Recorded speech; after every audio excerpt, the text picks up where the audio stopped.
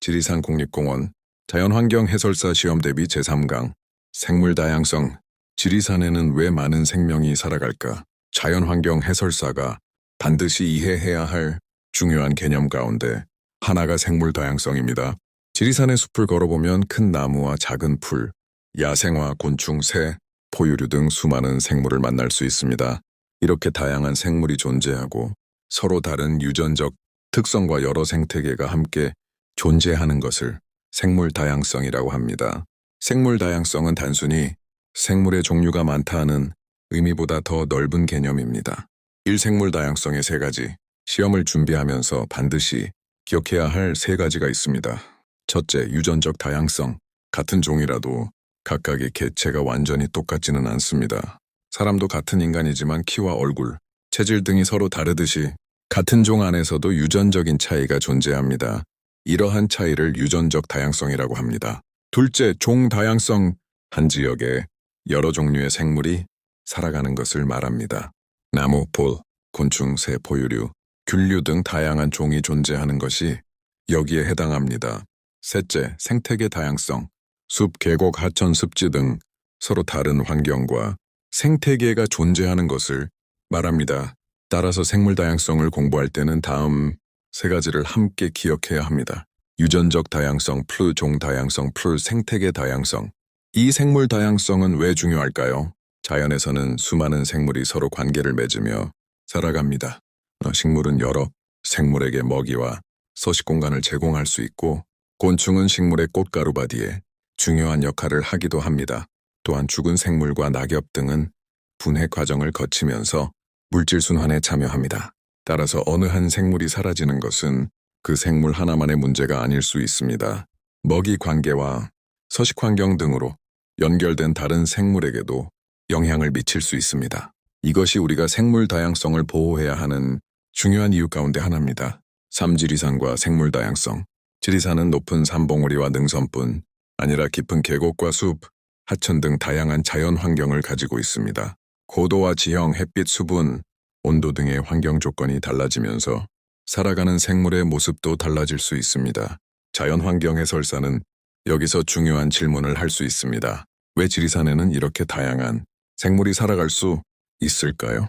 단순히 산이 크기 때문입니다. 라고 설명하기보다 지형과 고도, 계곡, 숲, 기후와 서식 환경의 차이가 다양한 생물이 살아갈 수 있는 조건을 만든다는 식으로 관계를 설명하는 것이 좋습니다. 4. 반달가슴 꿈을 통해 생각하는 생물 다양성. 지리산을 이야기할 때 많은 탐방객이 관심을 가지는 야생동물 가운데 하나가 반달가슴곰입니다.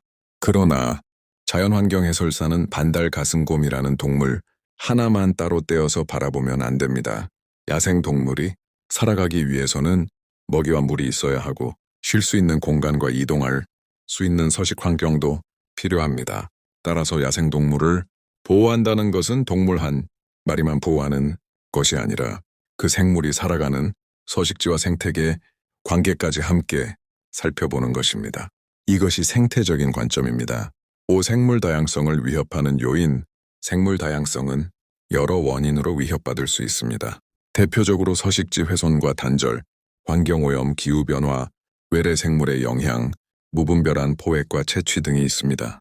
국립공원에서 탐방객이 야생화를 함부로 꺾거나 야생동물을 방해해서는 안 되는 것도 자연을 보호하기 위해서입니다. 자연을 사랑한다는 것은 자연을 가져가는 것이 아니라 자연 그대로 존재할 수 있도록 존중하는 것에서 시작합니다. 6. 자연환경 해설사의 역할. 해설사는 탐방객에게 단순히 꽃을 꺾으면 안 됩니다. 라고 말하는 것에서 끝나지 않아야 합니다. 왜 꺾으면 안 되는지를 설명해야 합니다. 예를 들어 이렇게 이야기할 수 있습니다. 이 작은 꽃도 이곳 생태계의 구성원입니다. 꽃은 곤충과 관계를 맺고 씨앗을 남겨 다음 세대로 이어집니다.